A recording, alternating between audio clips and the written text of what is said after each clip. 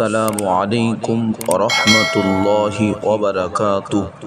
তৃতীয় প্রশ্ন, বিবাহের পূর্বে পাত্রীকে দেখা কার জন্য বরাদ্দ?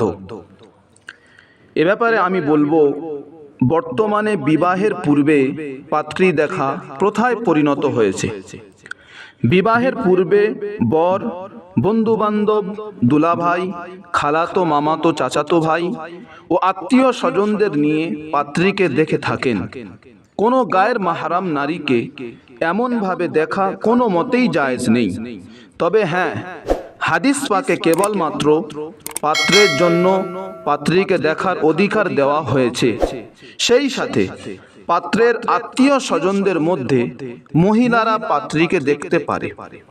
এ ব্যাপারে হাদিসে বর্ণিত আছে, হযরতে জাবির রাদিয়াল্লাহু তাআলা আনহু থেকে, তিনি বলেন, নবী পাক সাল্লাল্লাহু আলাইহি ওয়াসাল্লাম বলেছেন, যখন তোমরা কোনো নারীকে বিবাহের প্রস্তাব দাও, তখন যা দেখা বিবাহের পক্ষে যথেষ্ট তা দেখে নাও।